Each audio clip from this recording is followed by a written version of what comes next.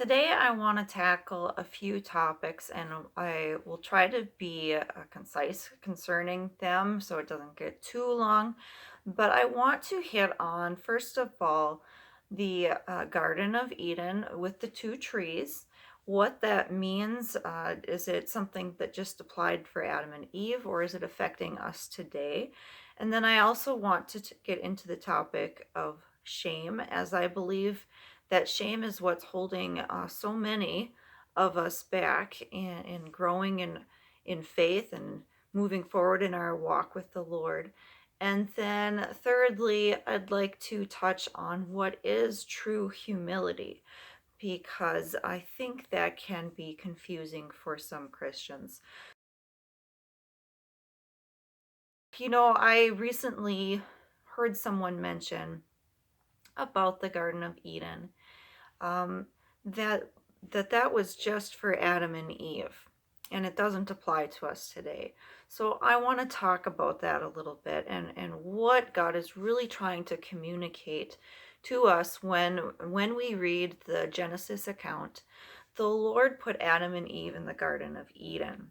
Now, what has really struck me recently is that Eden, the name Eden actually can mean innocence, but largely it means delight or pleasure. So, what that is setting up the entire story within the Bible that God wants to communicate to us is that our very purpose was just to simply be in relationship with Him. That's the pleasure. It's supposed to be a pleasure for us to simply be with Him as Adam was face to face with Him. And He takes delight, He takes pleasure just in having that communion with us. So already you can see that Adam did not have the knowledge of whether what he was doing was good or whether it was evil. That tree of the knowledge of good and evil he had not partaken of yet. So it was simply just relational. Um, so I want to quickly address why the Lord even put the tree of the knowledge of good and evil there anyway. And it's a very simple answer. The answer is that there has to be a choice. Otherwise, it's not love. So there's the tree of life and relationship. And really, that tree of life is representative of Jesus, because Jesus says, I am the way, the truth, and the life. He also says, I am the resurrection and the life. So Jesus is that tree of life. And if you think about that, that's not a tree of having to work at anything or be something. You just have to just be with Him. So then there's on the other part, there's the tree of the knowledge of good and evil. So why did God put it there? Had He not, there would have been no choice to have love. So if you force something upon someone, it's not love. So they had an option whether to live by the simplicity of relationship with and the tree of life, or they had a choice to go against that. And what we see is that the serpent, very cunning, comes and he picks at a point that is really placing seeds of shame in them already, even before their fall. So some people might disagree with this, but what you see is that the seed of shame is actually planted beforehand by the serpent. So here you have Adam and Eve, and they are already created in the image of God. They were already predestined to be adopted as sons of God. So the whole plan and what has already taken place is that they are like God. But Satan comes in and wants to get them to eat of this tree of the knowledge of good and evil. And what he says is very important.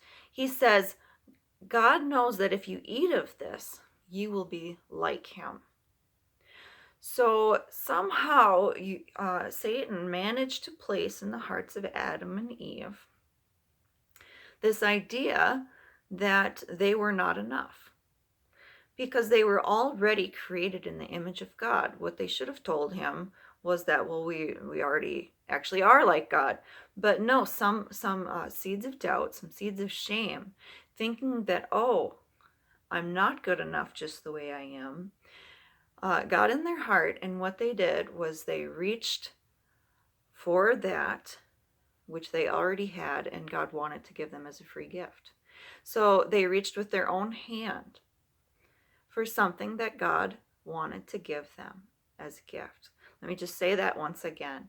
They reached with their own hand and tried to make it work for themselves to become like God, when they were already created to be like God and to be in relationship with God. And then once that happened, shame just really took root. And so we have this setting the course of humanity, where now we have this undercurrent of shame and this proclivity to want to reach for things ourselves and try to make things happen ourselves, try to be good in and of ourselves, all this stuff, reaching for it ourselves instead of simply relying on the relationship of God and the life that He provided for us. We're trying to make that life happen in ourselves. So if I can put it this way, and this will tie into shame. So I guess we'll tie into elements of this throughout the message. But if I can compare the tree of life, that's like the face-to-face relationship with God. Whereas the tree of the knowledge of good and evil is really what it amounts to is that it's like looking at yourself in a mirror. And what it is it's judgments. So, okay, what can I do to achieve this? Or am I being good enough at this? Am I working enough at this? And you can either have two reactions or conclusions from that.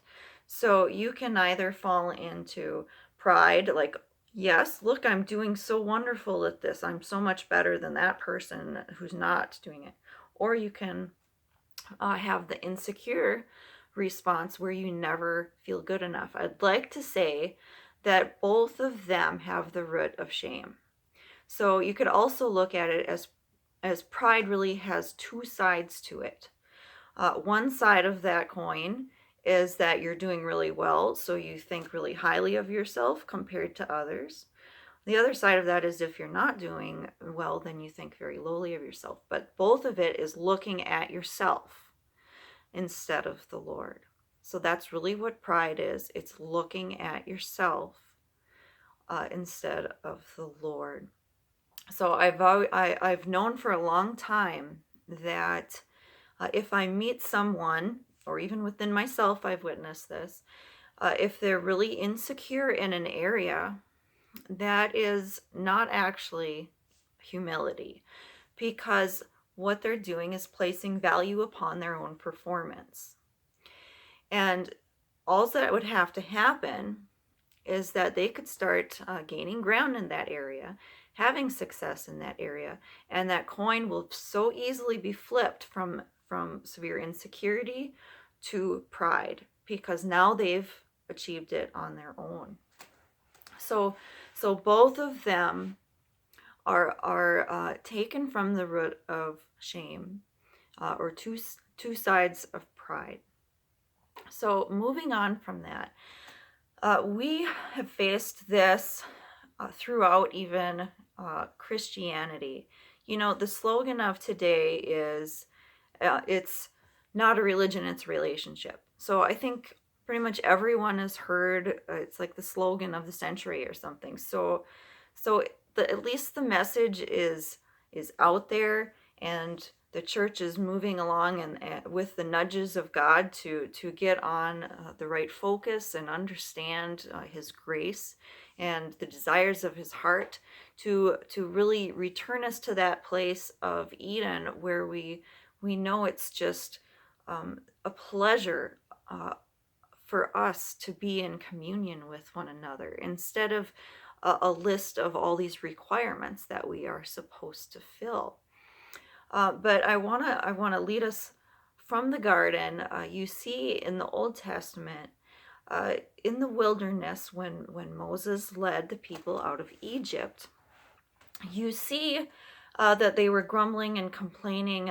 We have no water, we have this miserable food. So they're complaining against Moses, complaining against God, and again, not thinking that God was doing enough for them. So what happened is the Lord sent these serpents. Well, I want you to remember the serpent in the garden.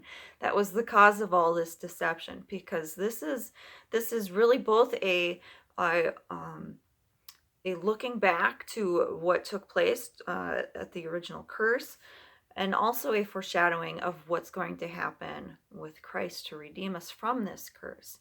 So they sent snakes that were biting people who had been grumbling, thinking the Lord wasn't doing enough for them, that his provision wasn't sufficient enough for them, and they were dying from it. So what the Lord did was he had Moses create a pole, which was really like a tree branch in which he put a serpent up on it, a fiery serpent, he says.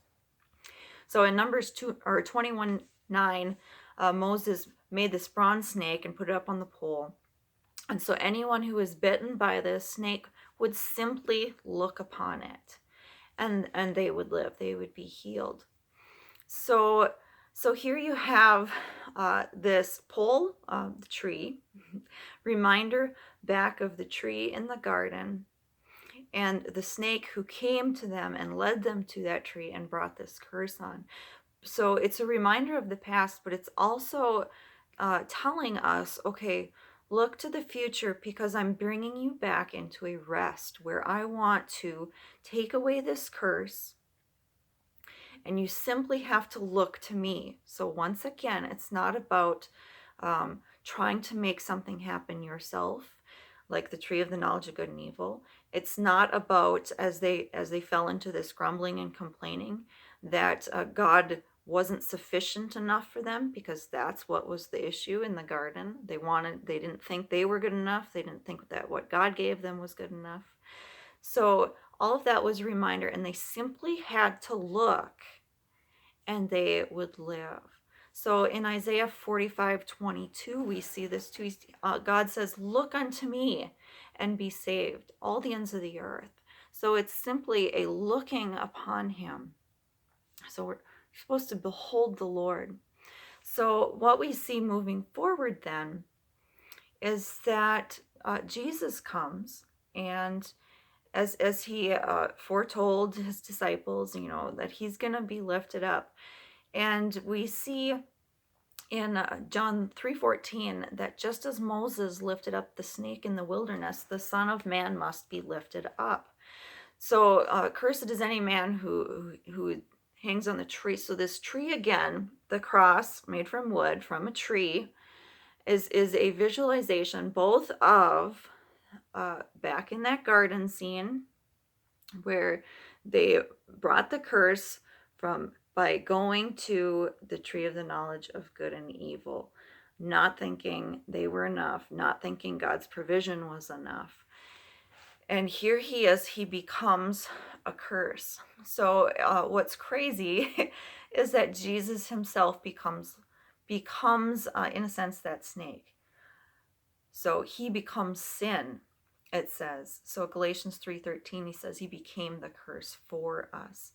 And 2 Corinthians 5:2 says that he who knew no sin became sin. So this is definitely not a singular instance that that God's going to tell us the Genesis story, and it has no implications for anything. It's actually the whole setting of the tone for pretty much the whole Bible, promising a redemption from this curse.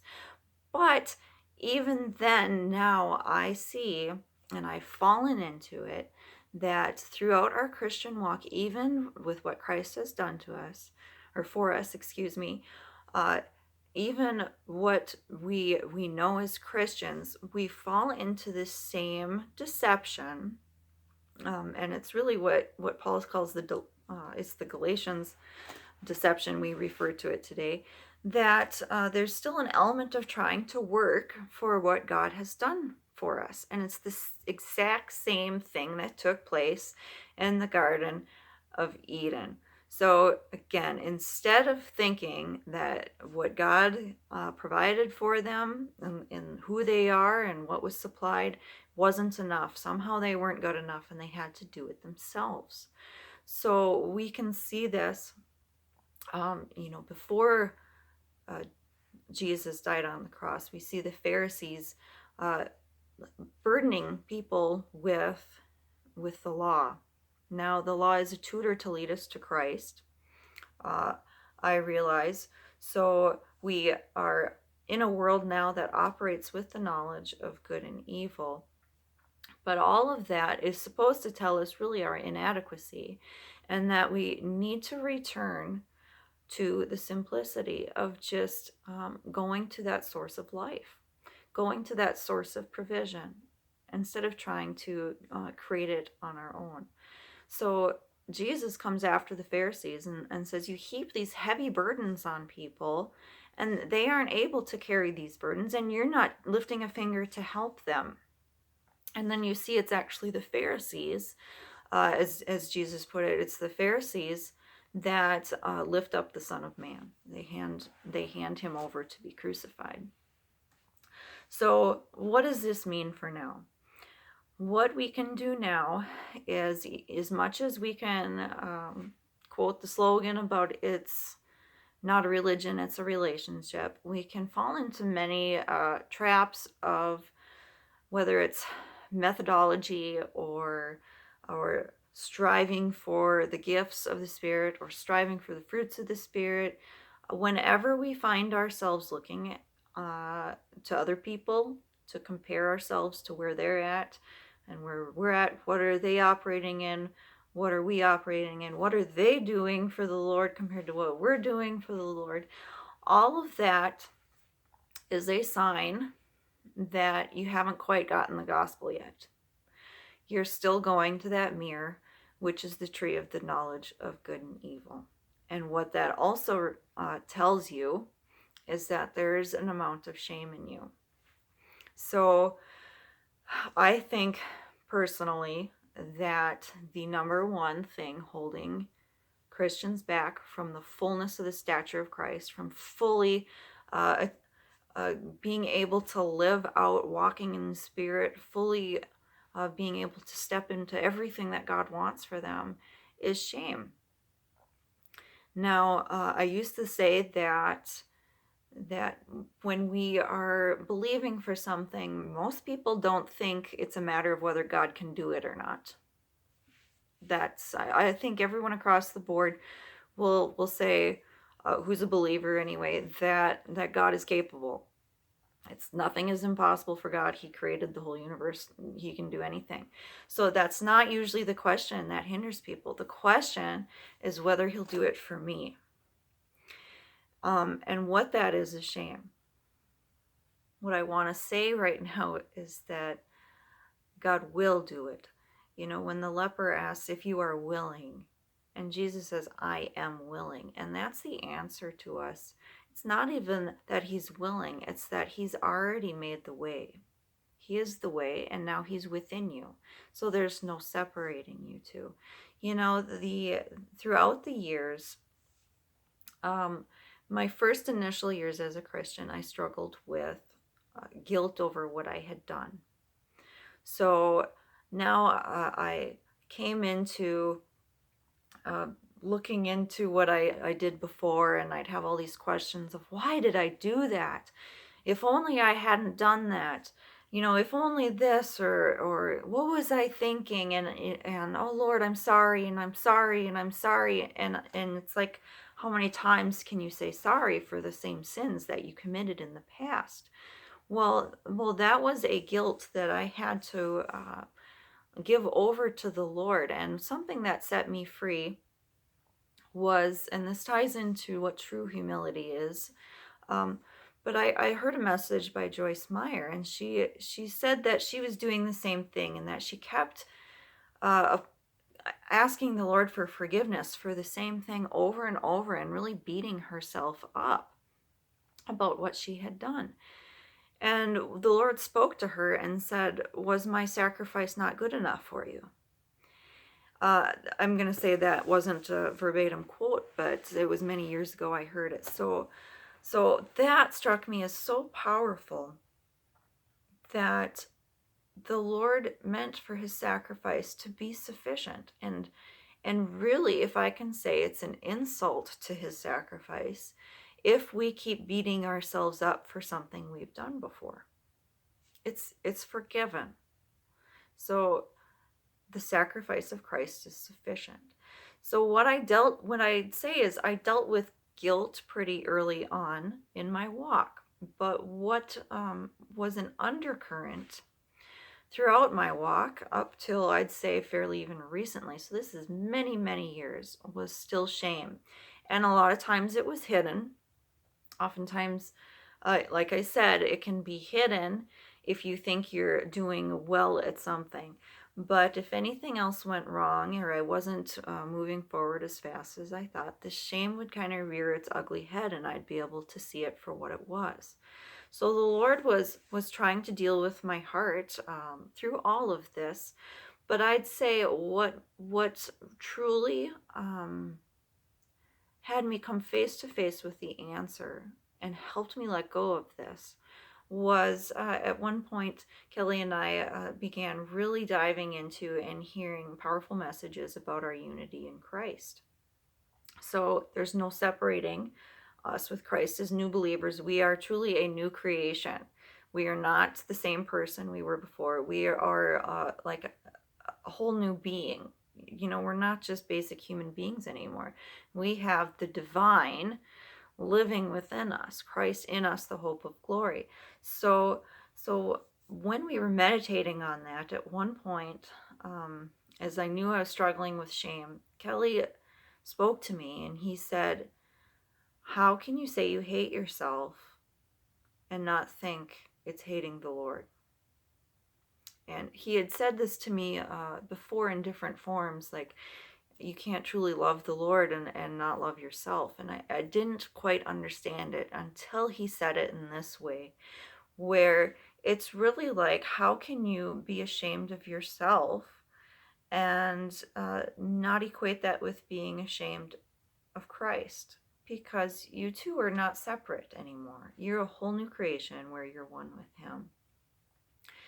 So I think that the only key to truly uprooting this is to understand our oneness with him, and to get out of this performance mindset, which isn't just about, okay, I haven't drank, or I haven't smoked, or I haven't gone out dancing, or different places can even come up with different rules, such as you can't do any kind of dancing, or you know I won't even get into the differences, but maybe you have to have your hair covered, or something like that. There's all sorts of different rules, almost based on what denomination you are in.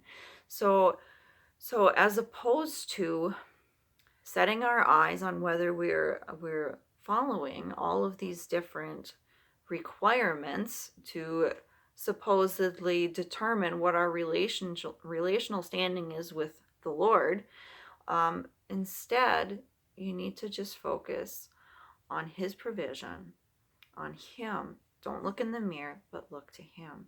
And this isn't just about, as I said, these little commandment type things. We can do this at the same time with spiritual fruits. So some people might realize it's not about whether you go to church every day on Sunday, but whether you're being generous. So you're constantly working on being generous or being patient, but forgetting that it's not about our own efforts. It's not about reaching and trying to produce that fruit in and of ourselves. That's really from the tree of the knowledge of good and evil, because the source of it is reaching by yourself with your own hand, trying to make it work, trying to become like God. When here we are once again united, and God is saying, you are like me. You're one with me. You're created in my image. Now we are the very image of him. So we still fall into that trap. We fall into that trap with the gifts of the Spirit. So we can think, I got to work on this gift and go to class for this other thing, and oh, look at me, I can do this as opposed to that person. And we come into, once again, evaluating our relationship with the Lord based on how well we are operating in the gifts of the Spirit. And we can think that sounds so spiritual, but again, what it is a look in the mirror. It's all based out of that same shame that the serpent put in us to get us to operate out of that tree of the knowledge of good and evil, as opposed to simply being in relationship with the Lord, knowing we're one with him, knowing that he takes pleasure in us. And it's not about our performance that's going to affect our relationship. As I mentioned earlier, in the first couple of years of my Christian walk, I struggled with guilt over what I had done. And even after I got past that, I still saw this shame creep up in my life. And I want to make a quick distinction between that. I don't believe I've mentioned it yet. So guilt is something that you feel over something you have done. So you recognize that what you've done is wrong. You feel guilty about it. Now, the Lord doesn't even want you to hang on with that. So we can discuss what true conviction is versus condemnation in just a moment. But I want to say, so guilt is over something you've done, whereas shame is literally feeling that you are wrong. So you have not done something wrong necessarily. It's that you yourself, there's something wrong with you.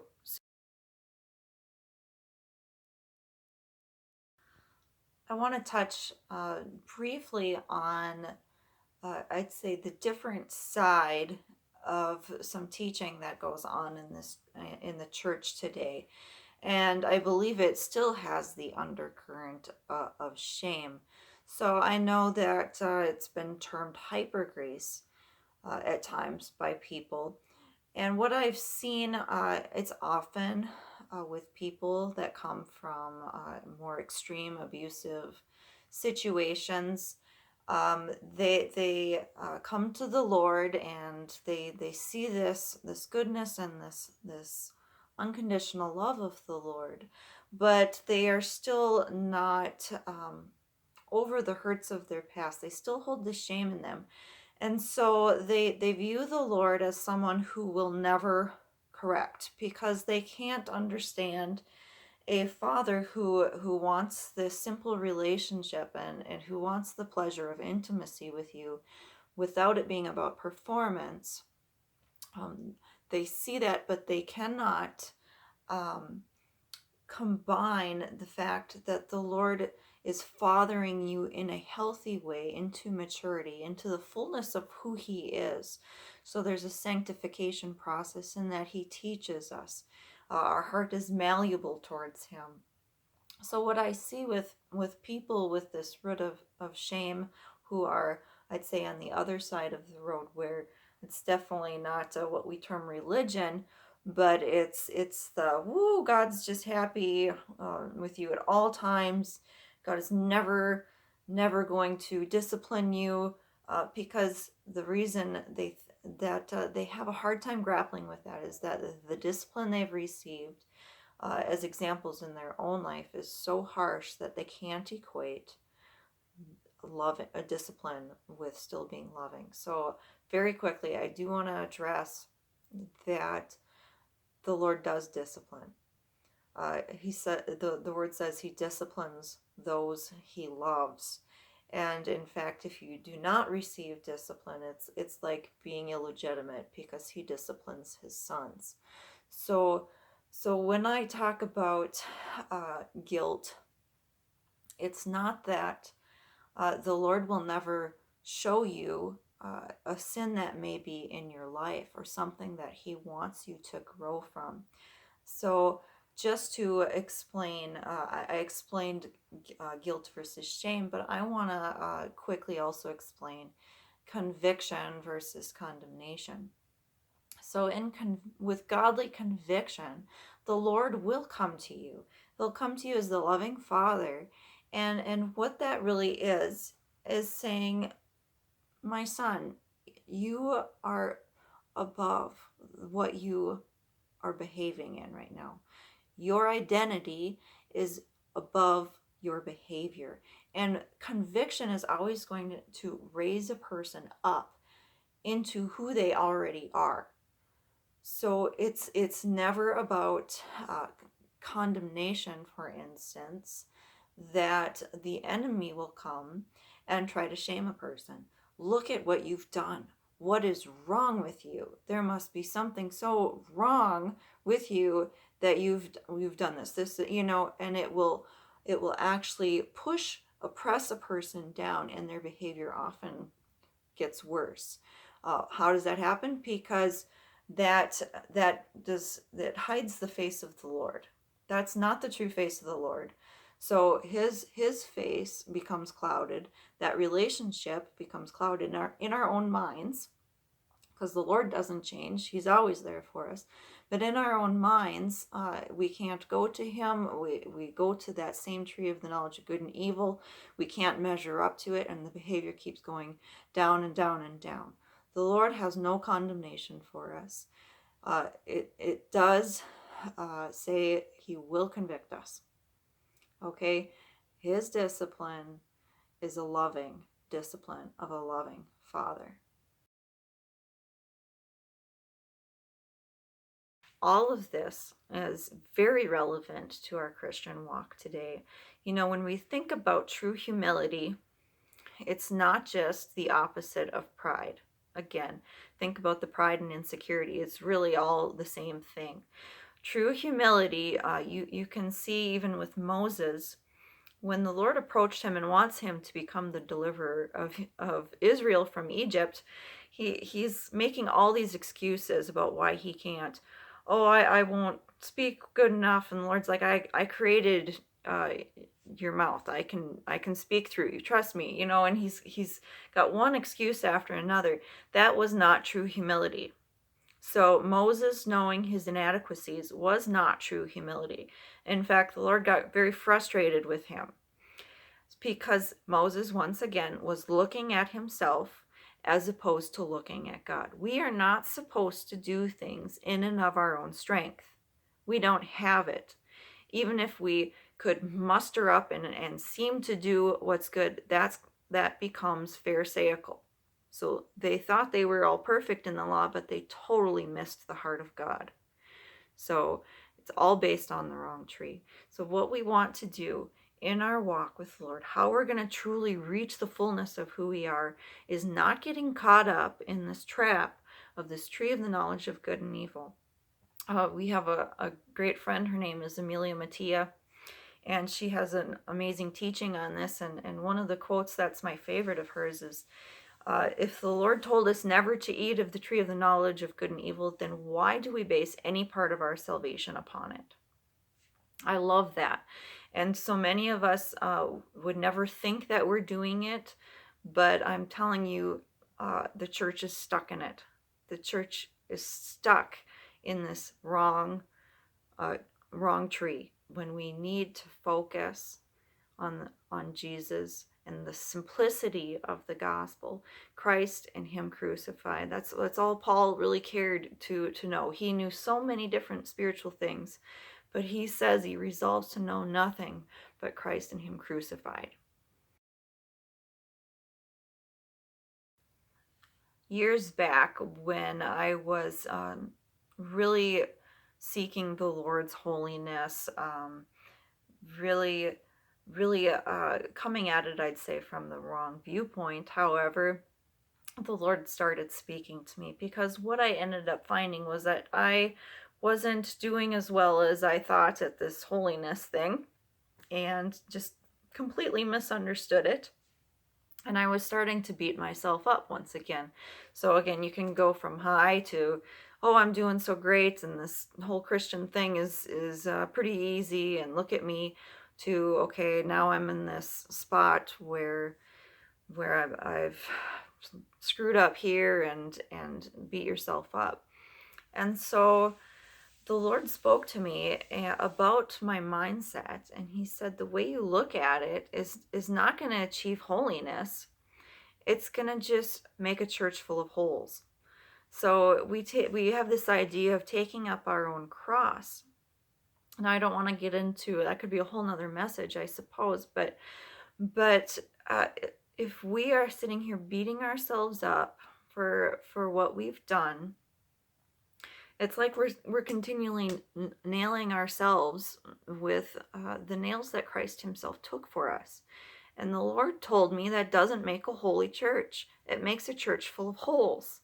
So we want a church that's whole and holy and truly alive with Him, looking to Him. Again, look unto me, He says, and be saved. Don't look unto yourself. Don't fall into that trap. So I hope this message has blessed you. The Lord loves you. It's just the key of everything, is knowing that He loves you, and that His plan for you uh, has all provision within it. He's given us everything pertaining to life and godliness. So He's not withholding anything from you. You don't have to try to compensate and do something on your own or reach for it for yourself.